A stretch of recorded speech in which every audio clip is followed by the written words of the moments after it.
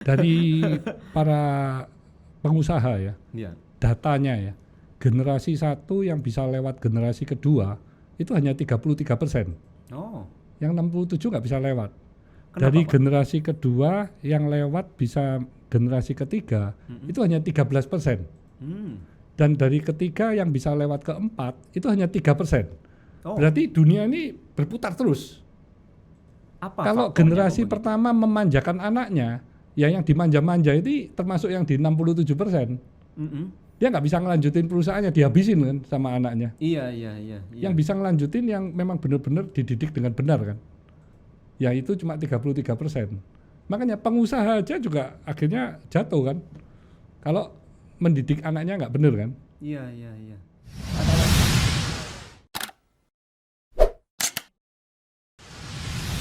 Banyak. Loh, barusan ini teman-teman saya ini bicara sama saya.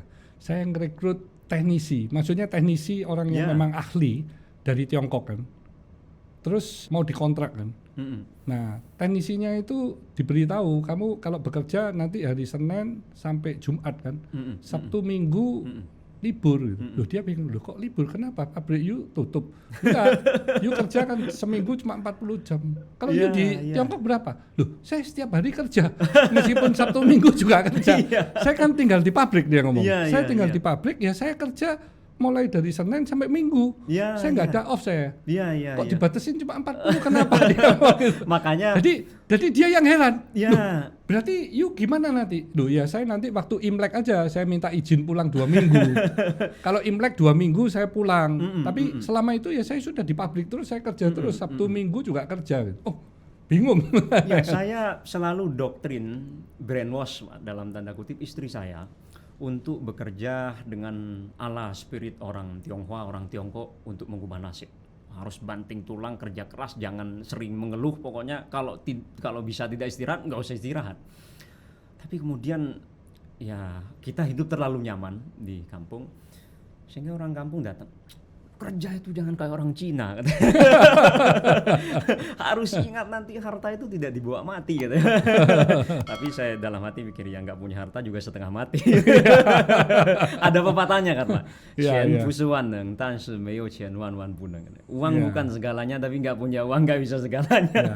Jadi kalau orang-orang yang sudah punya uang pun Iya, itu iya. bekerjanya kan tetap keras. Betul, betul. Tapi mereka punya visi atau cita-cita sudah bukan uang lagi loh. Mereka Iya, ingin perusahaannya itu bagaimana bisa terus bertumbuh, berkembang, akhirnya menjadi nomor satu. Jadi apa ya, keinginannya itu benar-benar menantang gitu. Iya, iya. Karena iya. kan sudah kebiasaan ya. Iya. Mulai dari muda kerja terus kan, kerja Iya, keras, kerja iya. keras. Uangnya kan sudah banyak. Iya, Sesungguhnya mungkin berapa turunan nggak habis, tapi dia kan tetap bekerja keras, Iya, iya. bekerja dengan sungguh-sungguh, tapi sudah mempunyai satu cita-cita yang tinggi. Iya, iya, iya. Kalau kami ada Nah, itu uang yang membedakan dihabiskan kan? dulu Pak.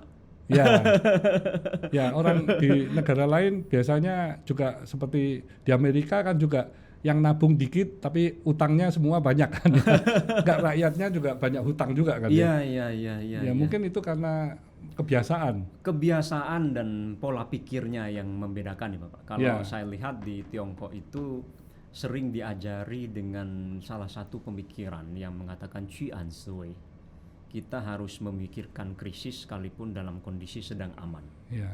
Makanya orang Tiongkok rajin menabung karena mungkin melihat di hari depan belum tentu seindah hari ini. Ya. Sehingga mereka harus punya persediaan, jangan-jangan nanti di hari depan tidak sebaik seperti saat ini saya sudah punya mungkin yang bisa digunakan gitu. Nah, sementara kita kayaknya tidak seperti itu. Di kita kalau ada uang banyak, kalau bisa dihabiskan sekarang ya habiskan sekarang gitu. Ya, ya. Urusan belakang itu dipikirkan besok hari gitu.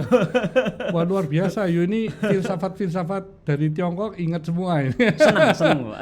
Itu memang artinya memang luar biasa ya. Ya, Peribahasanya.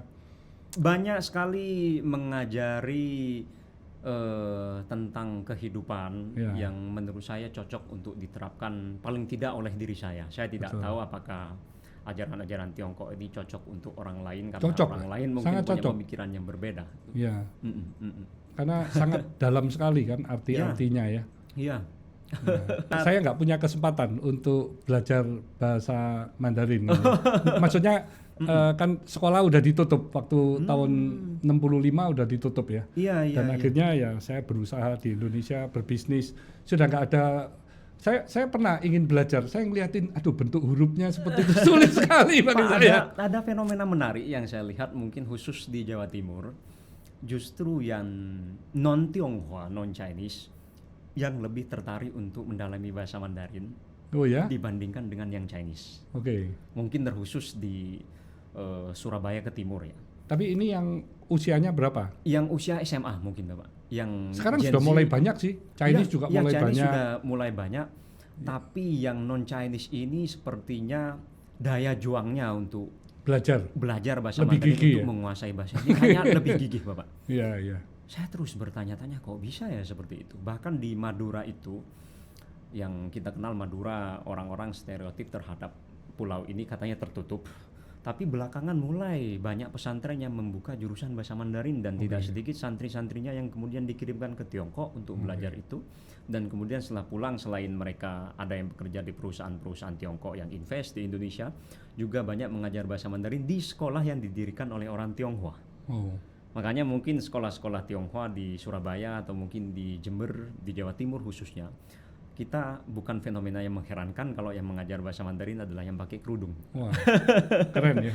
Keren sekali. Karena menurut saya memang dengan pertumbuhan ekonomi di Tiongkok yang luar biasa ya. Betul. Dan pengaruhnya ke seluruh dunia ini juga sangat membutuhkan produk-produk bahan baku maupun apapun dari Tiongkok ya. Karena mereka produksinya kan mass. Jumlah besar, cost-nya bisa ditekan, quality terus diimprove sama mereka, sehingga sekarang handphone aja sudah banyak yang dari Tiongkok, TV sudah mulai banyak, mobil sudah mulai banyak lagi. Orang sudah tidak memikir, wah kalau Tiongkok jelek itu udah mulai bisa menerima kan. Nah ini akhirnya kalau memang produk-produk mereka menjadi satu di dunia, ya bahasa Inggris ini bisa tergantikan. Kalau investment mereka juga ada di mana-mana loh ya. Iya, bisa dikatakan. Kan dulu sebelum Inggris pun kan juga bahasa Perancis kan ya. Iya. Tapi bisa berubah ke Inggris. Nah, ini nanti bisa aja berubah ke Chinese. Iya, Feng Shui Lun Luqian katanya. Iya. Bahwa Feng Shui itu bisa berputar terus menerus. Terus berputar. Nah, kalau dulu mungkin zamannya Perancis, zamannya Inggris, sekarang mungkin zamannya Tiongkok. Sehingga yang non Chinese ini menganggap bahasa Mandarin adalah salah satu alat penting bagi mereka untuk mengubah nasib. Berkomunikasi. Untuk berkomunikasi, untuk mengubah nasib. Karena yang saya saksikan, khususnya mungkin di pesantren kami di Probolinggo, dari sekitar 250 bahkan 300 santri yang kemudian kuliah ke Tiongkok dan pulang ke Indonesia, tidak ada satupun santri yang nganggur. Yang bisa bahasa Mandarin itu. Bahkan sebelum lulus pun sudah ada perusahaan-perusahaan yang mengontak mereka untuk bekerja di perusahaan Tiongkok yang ada di Indonesia. Dan gajinya pun di atas UMR. Sehingga semakin banyak sekarang perusahaan banyak. Tiongkok yang datang ke Indonesia. Semakin banyak. Sekalipun yang di Indonesia juga kalang kabut juga. Kalang kabut kalau nggak persiapan. Iya, saya sering dapat cerita, terutama yang tekstil atau mungkin yang pengusaha sepatu segala hal, begitu datang dari Tiongkok, perusahaan mereka dibangun di Indonesia, waduh cilaka sudah kan. Produksi massal dan cost-nya mungkin bisa ditekan dari sana ya Bapak ya. Sehingga harganya jauh lebih bersaing dibandingkan dengan produk lokal. Betul. Dan mereka memang sangat ulet kan ya. Ya, betul. Dan berani sekali. Betul. Ini yang memang menjadi satu ancaman bagi para pengusaha kalau mereka datangnya kan berbondong-bondong. Ya. Ya takut market Indonesia kan diambil mereka juga. Saya pernah mengisi rombongan calon investor yang akan investasi di Indonesia. Waktu itu mereka di Jakarta, kami buka satu kelas kecil. Mereka bahkan ada yang mau buka gerai ayam goreng. Saya pikir nanti ayam goreng bukan hanya yang sering kita kenal dari Amerika, mungkin dari Tiongkok pun juga akan masuk di Indonesia. Bahkan di PIK sana sudah saya lihat tidak sedikit gerai ayam goreng yang dari Tiongkok. Dan juga es krim, sehingga ada lelucon yang bilang asalkan ada ruko kosong pasti akan ada es krim yang dari Tiongkok itu akan bercokol di sana. Ya makanya ini penting ya bagi sobat sukses ya dari seluruh para pengusaha di Indonesia untuk bersiap-siap karena Tiongkok ini memang negara yang sekarang lagi mengalami masalah dari sisi Evergrande properti ya. Tapi itu menurut saya hanya sebentar saja mereka bisa bangkit lagi dan kekuatan mereka luar biasa untuk bisa mengambil market yang ada di Indonesia kalau para pengusaha di Indonesia nggak siap-siap. Ya, Ya, mereka daya juangnya tinggi sekali, Iya. terus juga daya menyembuhkan dirinya juga luar biasa. mereka rata-rata kerjanya kan 15 jam, bisa 16 jam. Ya, Pengusaha di Indonesia 8 jam, mungkin 10 jam masih on off gitu ya. Nah ini kan berat ini ya. ya. Dari segi produktivitas mungkin mereka layak jadi suri tauladan bagi kita, Pak. Dan mereka juga ke arah otomatisasi semua loh, pabrik-pabriknya itu kalau saya lihat sekarang, aduh sudah bukan banyak manualnya ya.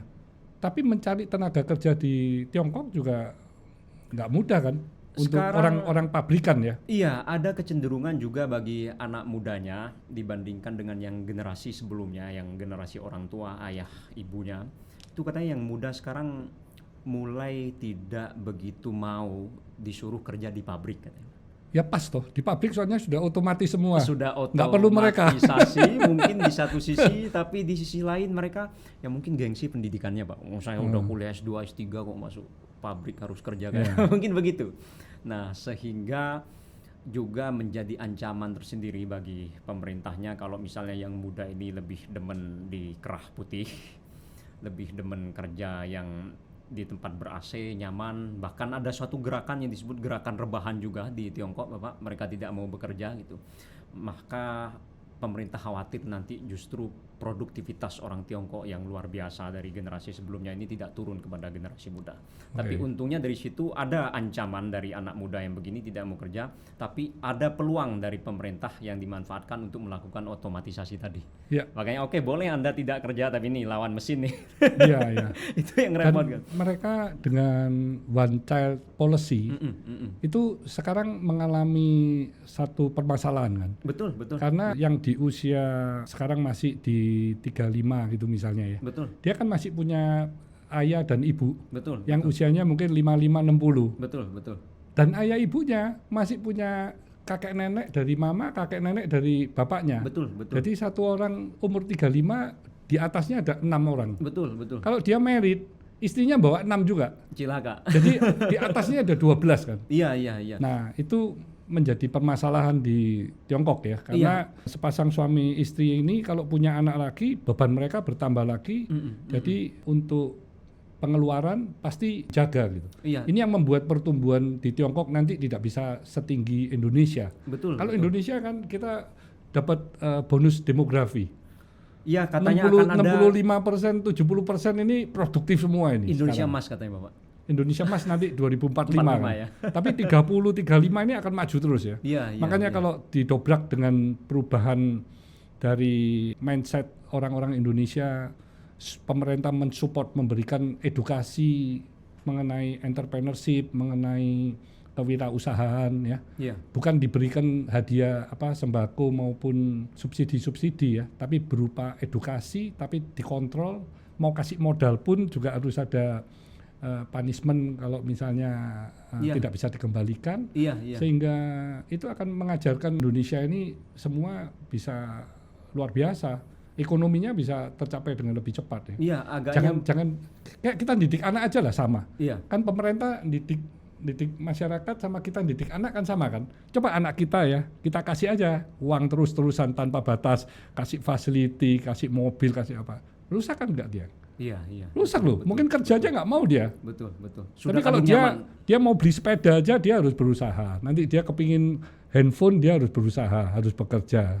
Dia punya mau ingin sepeda motor bekerja lagi. Ya. Lama-lama dia akan menghargai apa yang dia dapatkan itu. Betul. Dan dia akhirnya ingin maju, ingin mandiri, ingin punya rumah, ingin punya apa ya dia harus bekerja lebih keras lagi kan. Iya. Tapi tidak menunggu bantuan gitu. Iya, memang paling enak yang dihasilkan dari jerih payah sendiri. Ya, nah ini Ketimbang didik mindset, yang lain misalnya. mindset supaya jangan diberi-beri terus gitu, karena itu merusak ya. Saya nggak ada lihat di negara-negara lain yang hanya diberi-beri itu terus bisa lebih makmur itu. Iya. Di Singapura itu usia 75, 80, 85 masih bekerja itu di food court itu. Kalau you lihat ya orang tua yang bersihkan meja, ngambil sampah ya. Betul. Dia kalau nggak bekerja nggak dikasih sama pemerintah. Betul. Tapi kalau sakit masuk beban pemerintah. Iya, akan iya. diurus sama pemerintah. Iya, Tapi iya. kalau dia cuma mau minta makan nggak dikasih, ya you harus kerja, harus bekerja. Iya, iya, iya, iya. Iya, Iya, kalau di kita kalau bisa tidak kerja nggak perlu kerja, Pak. iya. Jadi memang itu adalah cara-cara mendidik lah ya. Iya, perlu ada tekanan mungkin. Bagaimana mengentaskan kemiskinan dengan cara memberi edukasi yang benar, Iya, bukan iya. memberi sembako. Iya, kalau selalu hidup nyaman, ya siapapun menurut saya orang Tiongkok pun Akan orang rusak. manapun tetap akan susah. Nggak akan rusak loh mentalnya. Akan rusak mentalnya. Mikirnya dan- mikir gimana cara supaya dikasih lagi kan? Iya, iya. Saya pikir semua orang di dunia ini, entah itu orang Indonesia, orang Tiongkok, Iya. pemikirannya sama sebenarnya. Kalau bisa hidup Kasian. nyaman, hidup santai, pasti mereka akan hidup santai. Tapi Iya. karena keadaan yang tidak memungkinkan orang Tiongkok untuk berleha-leha, sehingga mereka tidak harus bekerja mati-matian. Iya. Nah, kalau di kita di Indonesia, wah hidup kita terlalu nyaman, Pak. Iya.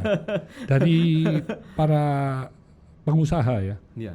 datanya ya, generasi 1 yang bisa lewat generasi kedua itu hanya 33%. Oh, Yang 67 nggak bisa lewat. Kenapa, Dari Pak? generasi kedua yang lewat bisa generasi ketiga itu hanya 13%. Dan dari ketiga yang bisa lewat keempat itu hanya 3%. Oh, Berarti dunia ini berputar terus. apa Kalau faktornya generasi kok begitu? pertama memanjakan anaknya, ya yang dimanja-manja itu termasuk yang di 67%. Mm-mm. Dia nggak bisa ngelanjutin perusahaannya, dihabisin kan sama anaknya. Iya, iya, iya. Iya. Yang bisa ngelanjutin yang memang benar-benar dididik dengan benar kan. Ya itu cuma 33%. Makanya pengusaha aja juga akhirnya jatuh kan. Kalau mendidik anaknya nggak benar kan. Iya, iya, iya. Apalagi kita mau ngentaskan orang yang dari bawah untuk naik. Ya itu tadi, you harus memberi kail, bukan memberi ikan kan. Iya, iya. Memberi kailnya, gimana cara mancing ikannya. Kalau dia bisa, dia mancing terus tuh. Ya kan, kalau ikan dikasih satu kan nggak bisa dia. Habis besok minta lagi dong. Iya. Nggak dikasih ikan dia nggak bisa makan lagi. Iya, iya, iya, iya. Ya. Iya, iya. Ada satu peribahasa yang mengatakan 成人不自在，自在不成人. Bahwa orang sukses itu tidak akan pernah berleha-leha dan orang berleha-leha tidak akan pernah sukses. Iya, betul itu. Seperti itu katanya. Tapi kemudian juga kadang kita ngeyelan, Bapak. Iya. Wong tetangga udah kerja mati-matian tetap nggak sukses-sukses kok, buat apa kerja mati-matian juga katanya. Justru Bekerja keras saja mungkin tidak bisa sukses. Makanya- Tapi kalau bekerja keras dengan bekerja smart itu bisa sukses. Iya, Misalnya maaf ini tukang becak misalnya ya. Dia kan becak terus. Tapi dia menyisihkan penghasilannya. Dia ingin memiliki becak itu sendiri misalnya. Akhirnya kan dia jadi pemilik becak loh. Dia nggak perlu sewa kan. Iya, iya. Nah, iya. kalau dia bisa memiliki becak itu, dia tetap penghasilan dari becak, dia lama-lama bisa beli satu becak lagi kan. Iya, iya. Dia iya. bisa cari teman atau siapa yang akhirnya dia bisa punya passive income itu. Iya, Dia nggak iya. bekerja, dia bisa dapat penghasilan. Iya, iya. Atau mungkin iya. becaknya dikasih motor, misalnya ya. Iya. Kan itu kemajuan terus. Lama-lama dari satu becak mau 10 becak, 20 becak, dia kan jadi pengusaha kan. Iya. Berarti iya, naik kelas kan. Iya, iya. Tapi bukan berarti kerja keras kok dia habis pagi sampai malam, tapi uangnya dihabisin terus. Dia makan seenaknya. Maksudnya enggak ada yang disimpan. Ya mana bisa dia berubah nasib kan? Iya, iya, iya, iya. Nggak bisa. Iya. Papa saya ya waktu masih miskin itu makannya itu hanya makan nasi jagung, makan ikan asin, makan sayur, Mm-mm. setiap hari begitu. Hmm. Suatu hari mama saya kasihan tuh sama anaknya. Anak-anaknya nggak pernah makan ayam kan. Mm-mm. Mama saya jual rombengan tuh di depan rumah ya. Hmm. Dia mendapatkan penghasilan lebih, wah beli ayam. Terus mama saya masak opor. Rumah saya karena gang, cuman 1,5 meter kali 9 meter. Baunya masak ya denger lah, tetangga tercium lah ya. Tetangga lewat, enak ya bau nih, masak apa? Opor. Boleh nggak minta sepotong? Dikasih tuh sama mama saya sepotong. Yuk bayangin kita ini nggak pernah makan ayam loh. Terus sisanya mama saya tunggu papa pulang, anak-anak pulang mau makan malam bersama. Tapi begitu papa saya pulang, terus melihat ayam, papa saya bukannya senang. Papa saya ngomong sama mama saya, kita belum saatnya makan ayam. Hari itu kita semalam nggak makan semua. Itu adalah pelajaran yang diberikan oleh papa saya, bahwa kita harus hidup berhemat, tidak boleh bermewah-mewahan dulu. Jadi cerita itu selalu diingat. Kita belum waktunya makan ayam, jangan makan ayam, kita tabung dulu. Kalau orang sekarang kan maunya tidak melalui proses ya, mau instan ya, maunya sukses cepat gimana gitu.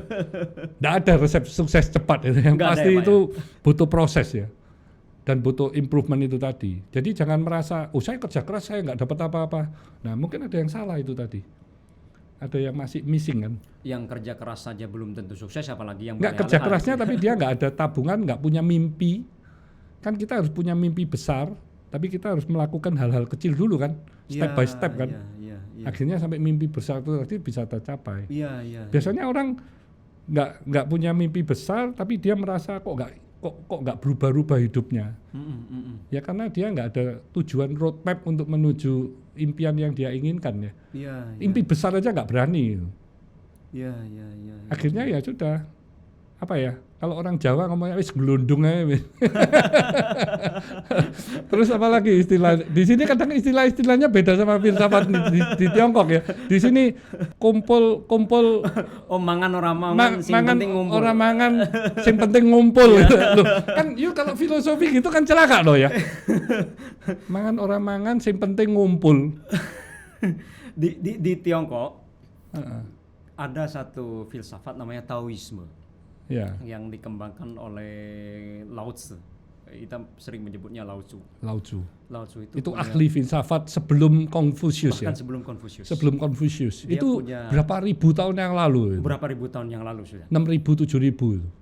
Mungkin ya Bapak sekitar segitu. Dia itu punya suatu ajaran filsafat namanya Wu Wei. Wu Wei ini kalau diartikan kurang lebih udah nggak usah ngapa-ngapain, mengalir aja. Kita mengalir bagaimana alam mengarahkan kepada kita. Ada satu cerita yang mengatakan ada seorang tukang daging yang pisaunya ini dipakai selama puluhan tahun dan tidak tajam, sekalipun tidak diasah. Kemudian ditanya oleh orang, kenapa pisaumu ini tidak pernah rusak, padahal pisau tukang daging sebelah kok rusak terus. Sudah bertahun-tahun punyamu ini masih tetap tajam. Dan orang pedagang daging ini bilang, karena saya mengikuti sendi-sendi yang ada di daging itu. Saya tidak menantang sendi-sendi yang di sana. Kemana sendi mengarahkan saya ikuti pisau saya ke sana, sehingga dia bisa mengupas daging dengan begitu lancarnya. Dalam artian kalau kita hidup sesuai dengan bagaimana kodrat yang sudah diaturkan oleh Tuhan, maka kita tidak akan menderita. Tapi kemudian ada yang mengartikan salah bahwa filsafat ini ya udah, toh alam, toh Tuhan kalau sudah menakdirkan saya seperti ini, mau bekerja keras bagaimanapun tetap akan seperti ini. Padahal sebenarnya yang dimaksud oleh Lao Tzu ini, kita harus bekerja keras terlebih dahulu, baru kalau kemudian kita tidak berhasil, baru kita boleh pasrah kepada Tuhan. Ada satu ungkapan yang dikatakan oleh Zhuge Liang, yang seorang ahli strategi di Tiongkok. Dia bilang, "Mou shi zai ren, cheng shi zai tian." Manusia itu hanya bisa mengusahakan, Tuhan yang menentukan. Nah kalau kita kayaknya ada sebaliknya, saya sudah ditakdirkan sama Tuhan hidup begini-begini aja, ya udah nggak usah kerja keras. Kalau yang saya pelajari dari orang-orang Tiongkok dan mungkin orang Tionghoa di Indonesia itu sebaliknya. Mereka percaya pada satu pemikiran yang mengatakan shi zai ren wei, bahwa sukses tidaknya diri ini bergantung kepada seberapa kuat, seberapa giat kita berusaha. Nah baru kalau kemudian setelah giat berusaha tidak berhasil, berlaku apa yang dikatakan oleh Zhuge Liang tadi, bahwa manusia hanya mengusahakan, Tuhan yang menentukan. Tapi nasib manusia, saya percaya ya, kita kan sudah ada garis nasibnya ini kan sudah ada di sini kan ya. Ini saya percaya sekali. You coba ini lihat garis. Ini kan garis-garis jodoh ya, garis kita punya usaha, garis kita punya kesejahteraan. Coba sekarang kita genggam. Ada di mana ini garis-garis ini tadi? Di dalam kita punya tangan kan? Berarti garis dari kita punya nasib, kehidupan, jodoh, semua ada di mana? Ada di genggaman kita sendiri. Di tangan kita sendiri kan? Tapi ada garis yang tidak bisa, yang masih keluar nih. Iya kan? Nah, ini mesti harus ada restu dari Tuhannya ini di sini nih. Tapi garis yang di sini kita punya yang harus menjalankan ya. Iya. Iya, harus ada Iya, di iya, kita iya. punya tangan, genggaman. Iya. Mau itu hoki, itu mau apapun ya, saya percaya ada di tangan kita. Iya. Jadi you nggak sadar aja, you mungkin banyak berbuat baik, akhirnya banyak yang nolong, banyak yang ngasih peluang. Itu kan karena dari kita juga kan. Iya. Yang mungkin saya nggak sadar ya, dalam kehidupan kita selalu berbuat kebaikan ya. Dan ternyata saya bandingkan dengan ajaran yang diajarkan kepada kami ketika saya masih nyantri dulu, Bapak. Ada satu ayat di Al-Quran itu yang mengatakan Innallaha la yughayyiru ma biqaumin hatta yughayyiru ma bi anfusihim. Yang kalau arti bahasa Artinya? Indonesianya secara bebas, Tuhan itu tidak akan pernah mengubah nasib suatu kaum, Yes, suatu bangsa atau individu sampai dia sendiri yang mengubahnya. betul. Berarti Setuju banget. sebenarnya ajaran ini kurang lebih sama. Tinggal bagaimana penerapannya gitu. Iya. Maka kalau kemudian kita tidak mau menerapkan ini, bukan ajarannya yang salah. Makanya pemahaman kita terhadap itu yang mesti diperbaiki gitu. Iya. Sehingga nanti tidak terus-menerus menyalahkan Tuhan, tidak terus-menerus menyatakan bahwa Tuhan Betul. menakdirkan kita seperti ini. Setuju. Dirinya sendiri nggak mau berusaha. Kita yang harus introspeksi ya. Ya, Kita yang ya. harus introspeksi. Ya. Bagaimana supaya kita bisa mengalami perubahan Iya. yang positif di dalam diri kita. Iya, betul. Kita memang nggak boleh terlalu pede Ya. melebihi kita punya kemampuan ya. Akhirnya kalau jatuh, sakit sekali. Sakit sekali. Iya, sakit sekali. Betul. Karena apa yang kita usahakan nggak ada yang 100% akan sesuai gitu ya. Iya. Jadi kita pasti harus berusahanya itu semaksimal mungkin. Iya. Baru kita boleh berpasrah diri, bertawakal Ya, minta kepada restu Yang Maha lah, Kuasa. tetap pada yang di atas ya. Sama orang tua juga ya Pak ya. Orang tua juga. Ya. Saya banyak belajar dari Pak Hermanto bagaimana penghormatan Bapak kepada Ya. ayah, kepada mama, luar biasa.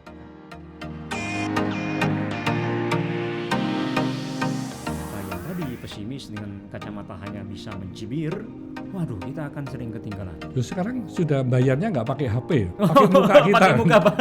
Loh ya, ke supermarket kemana muka kita, HP-nya sudah nggak bisa. Dulu waktu zaman saya masih di sana, Iya. kita boleh lupa dompet, yang penting nggak lupa HP. Loh, kita Karena bawa pakai uang barcode. cash juga nggak bisa beli Iya kan? apa-apa itu. Sekarang Pengemis pakai QR code kan. Minggu lalu saya bawa cash dari Indonesia, nggak dipakai Pak. Iya. Nggak dipakai. Nggak Mereka bisa. sudah pakai QR code dan Pakai sudah Face. pakai Face yang mereka. Drone-nya itu sudah bisa ngirim-ngirim tanpa orang. Betul. Mereka ya sulit sekali dikejar kalau Cepat. kita masih terus menggunakan kacamata yang sedikit mencibir.